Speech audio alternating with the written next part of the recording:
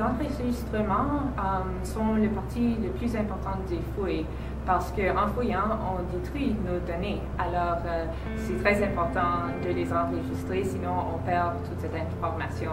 Alors, on fait beaucoup de choses. On prend des échantillons, on fait des mesurements, on prend les couleurs du sol. Mais aujourd'hui, je pense qu'on va seulement parler de trois qu'on utilise beaucoup. Méthode d'enregistrement, il y a la station totale, la photographie et puis les dessins et les plans.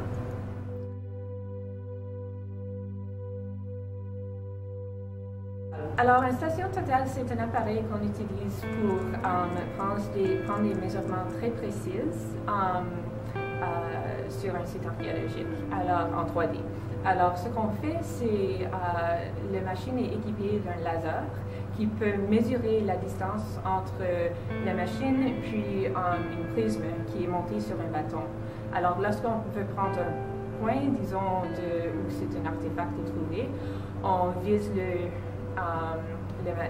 l'appareil sur le prisme et puis ça envoie le laser et ça revient et ça nous donne l'angle puis aussi la distance du artefact du bâton et comme ça on peut calculer en 3D où cette chose est emplacée.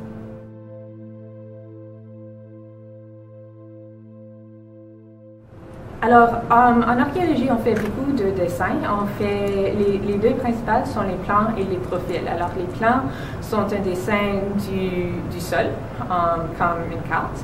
Les profils, c'est un dessin des différentes couches qu'on trouve dans les puits qu'on travaille. Et c'est une façon très spécifique d'enregistrer des choses qui, des fois, sont difficiles de voir avec un appareil photo, avec un photographe, comme la texture du sol. Des fois, c'est très important, mais c'est vraiment pas visible dans un photographe.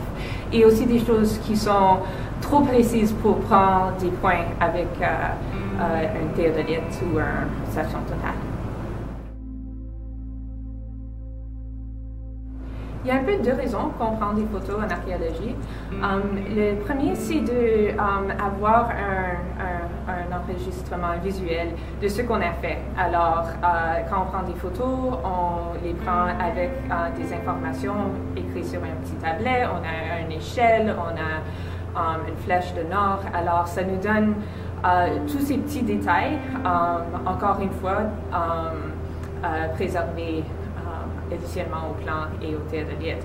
Mais aussi, il y a des choses certainement qu'on peut voir dans des photos en plus de détails qu'on peut voir avec d'autres modes d'enregistrement.